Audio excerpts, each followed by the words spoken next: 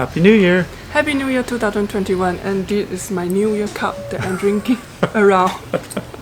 Welcome back. This is Dan of Vagabond Awake. 𝗂𝐎𝐿 from Hope Venture. And as promised, this is part 2, and we're going to talk about the countries that we would be willing to live in for $1,000 US per month. And so I've been to 65 countries. Chung's been to whatever. 26, 27. And my specialty is trying to live cheap in these countries. So these are actually places we've both been to that we're going to talk about today. And these are places where we may or may not have lived on $1,000 a month when we were there, but we gathered enough data that we knew the place was nice and we would be willing to live there on $1,000 a month. And that's a big distinction because there are places that are cheap that I wouldn't want to live. And so we was living there at the time. We were trying to discover the place to live, in a very short time. So we spent a lot of money on the tour. And the transportation. So if you live longer, it would be a more normal budget. It wouldn't be so much of a tour budget. And because you will find a local way to do it. You'd shop in cheaper places. Your rent would go down because you'd shop and find the best place for the money. You can't do that online, and so that's why we felt we could live in these places. We're going to some of them we actually did live on $1,000 a month, but these are places we would be willing to move to and live on $1,000 budget per month. By the way, that is our lifestyle. So I cannot say that you can live under $1,000 US a month. You have to bring yourself to the place that you want to retire. Try to eat that for a couple months. Then you will know whether you are suitable to on this life or not. If you've never been to other country and you expect the country have to treat you same like the country that you are living and born in, it's very hard. Even me also cannot. Like I'm from Malaysia. I expect in Mexico people have to treat me like Malaysia. That's the first thing, they have to speak English. And they don't. They don't. So well, many do, but not everyone. Mostly, if you want to live in the place, it's not a tourist area, but it's a good place. Most of them they don't speak English, so I cannot expect people to treat me like in Malaysia. And so the places the countries we've been to, and then we'll talk quickly about the cities, and then we'll tell you our favorites. Where I would be willing to live on $1,000 a month would be the Philippines, Malaysia, Cambodia, Ecuador, Nicaragua, Guatemala, Colombia, Peru, Vietnam, and Mexico. I see. And some of those you haven't been to, but anything you would add to that list, Jim? No, I think I mostly will be staying in Asia. Asia? Food is good, rent is cheap, shopping is easier, and it costs always less than the half if I want to shopping in South America. So I would prefer to live in So you would focus Asia. On the Asia part? I would focus on the Asia, unless that I think I will have a place for exception. That is Peru. Peru. Okay. So maybe we'll start with Peru. So what were the cities in Peru you feel you could live? It's Peru and Mexico. Peru and Mexico. Okay. Peru and Mexico. And what would you? We'll get to favorites in a minute, but just what are the cities that you would consider living on for $1,000 a month? I think I prefer live in Querétaro and Arequipa. Okay. Yes. So Querétaro is Mexico, and Arequipa is Peru. Oh yeah, sorry, I was confused. No problem. Sorry. And so in the Philippines, for me it would be Dumaguete or Camiguin Island and or Siquijor Island, which is right near Dumaguete. Anywhere in the Philippines you would feel comfortable living on $1,000 a month? Yeah, definitely is Dumaguete. I was living there for less than $1,000 a month. It's $673 US dollar. By myself, living comfortably, 2-bedroom with AC, with a good internet, and good transportations. And a link to her cost of living there is right here. So, okay, let's see. Malaysia. I would be willing to live in Malaysia on $1,000 a month, and Penang. Yeah, definitely. Like where you stay in Malaysia in KL that time is you stay in a high-rise condo with a good facility. So I wouldn't be able to do that on $1,000, but I would get a little further out on the subway system into a nice building with a pool, and get my rent down to maybe $300 a month. and I wouldn't have any trouble at all living at 1,000 in Kuala Lumpur. In Penang, same thing. I would get a little further from the Georgetown area, and I would get a rent around $350, and that wouldn't with the dollar mills in Penang, it wouldn't be tough at all to live on $1,000 a month. In Cambodia, I would be willing to live on $1,000 a month in Siem Reap and in Kampot. Kampot is a very nice place. Yeah. It's like a small universal. It's everyone's over there. Yeah.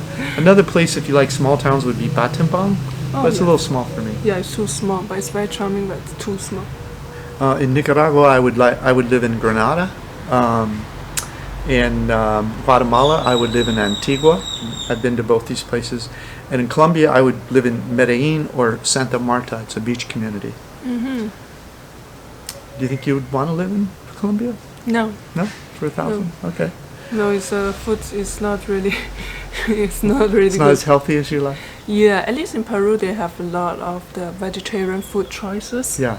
And in Mexico, I still can find a cheaper taco place, and the taco, they have a different kind of the meats or vegetables. So I'm pretty okay with that food. Yeah. And then see, we've already covered Peru. Vietnam, I would live in Nha Trang or in Da Nang. Both is good to me. Yeah. In Vietnam I can live over there because that's my favorite place that I want to go, because first food is good, shopping is good, rent is cheap. And you can be in a beach city, which I like, because everything you want in a city is there in Nha Trang, and also the beaches, and you can say the same for Da Nang, although I prefer Nha Trang. And they are very nice person. Everyone is nice. They're very nice, yeah. Yes. Let's see, and then to wrap it up, in Mexico, I would live in Oaxaca City, the capital of the state of Oaxaca, or I would live in Guanajuato, or I would live in Puerto Escondido in the state of Oaxaca. Yeah, Puerto Escondido is nice. Anywhere else come to mind? You just mentioned Querétaro. Yeah, Querétaro. So I like the weather over there. I like the what you call Enstomo vibe, VIBES. Oh, the vibe. Yeah, it's different, and I like Puerto Escondido as well. And I can say I can live in Portugal as well. Portugal is a very nice place that you will not get bored, because if you stay there for 3 months, it's a lot of beaches for you to go. Yeah, that's a beautiful place too. Well, good. So now almost all of these have retired cheap reports. Just come to the link, click retired cheap reports, and you can see them all. But now we're going to get down to our top 3 places and top 3 countries, and I'll start with mine. My number 1 spot I would probably pick to live would be Nha Trang in Vietnam, and that's been true for me now for over a year, since we spent more time there in Nha Trang. I think it was in 2019. We spent some time in there. The pros for me about Nha Trang is it's low cost, brilliant food, beautiful beach and city combined, and it's the vegetarian and vegan food there is amazing, because there's a lot of Buddhists running around.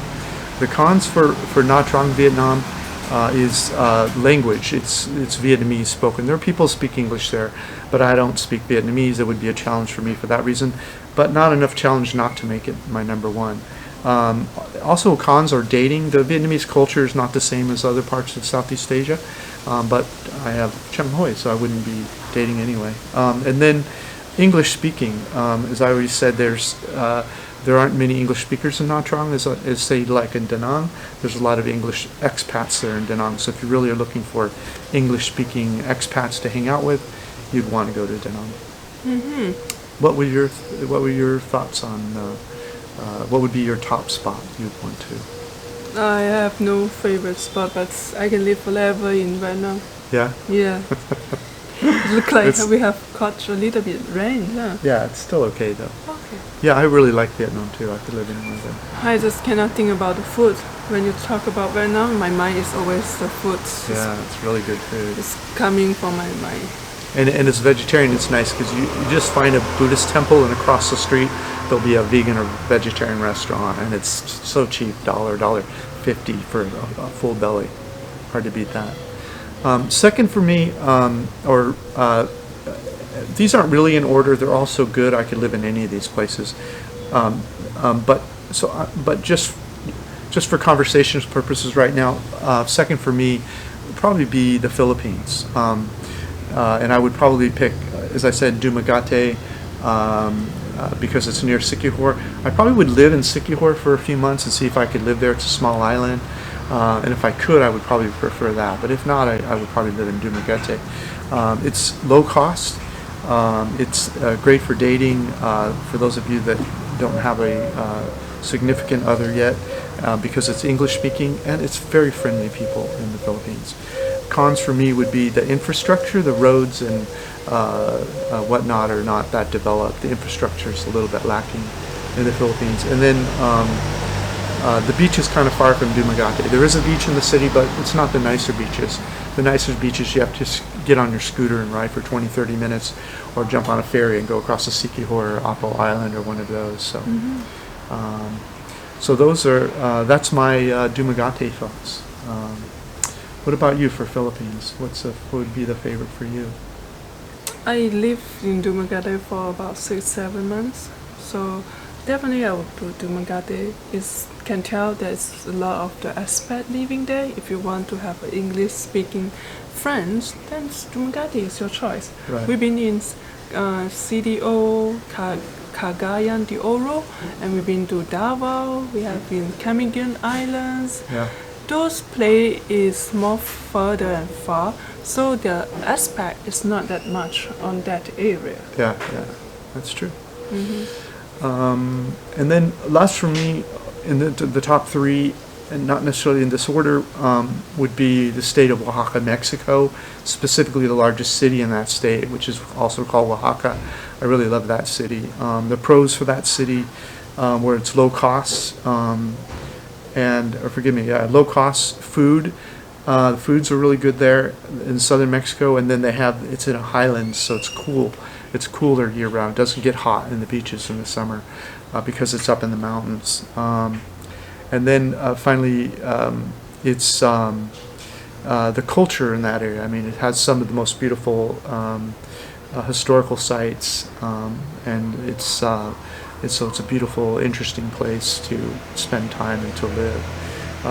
The cons for Oaxaca would be that it's kind of remote. There aren't other places really close to it. You have to go a long way. Whereas the other cities that I've mentioned, like Guanajuato or Querétaro, they have beautiful little day trips you can do within an hour or two around them. 5 or 10 of them for both Querétaro and Guanajuato. And so Oaxaca is kind of remote. And also even the beach itself is beautiful in Oaxaca, but it's a little bit remote from the city. But you can fly down there for around $100, so it's not the end of the world. So that's it for me in terms of Mexico. Those are all the hot spots for me, and I would be willing to live on $1,000 a month. Anywhere else come to mind for you that? No. This is for me. Yeah. I just still thinking about Asia. You're still thinking about Asia. And by the way, that I have read the news today that Asia, which is Malaysia, will be open border for the nearby country, and Bali will be join it as well, and maybe Vietnam. So it's mean like next year I'm going home and eat all the food again. Did you hear a date on any of that? Oh no, baby, they just talking. Does it make you happy because it's a new year, so they need to make you happy? Oh, they are open the border soon, but it's take like a month, but at least it make me happy, it's new year. Yeah. So this is part 2 of a 2-part series. Part 1 talked about don't try to retire on $1,000 a month until you've seen that video. So make sure to click below and see that video if you didn't see it. And thanks for watching this video. We really appreciate it. Happy New Year again. Yeah, Happy New Year. Please like, comment, or subscribe. And please go over to Chung Hoi's channel and watch that video about 𝗤𝗙𝗢𝗙 for $673 per month. See you. Thanks for watching. Bye-bye. Thanks for watching our video. Click the link in the notes below this video to get a copy of this content. Plus, grab a free copy of my ebook, How I Fired My Boss and Traveled the World for 13 Years. While you're there, check out our catalog of retired cheap reports all over the world and our hobby income course that we just released. Thanks so much.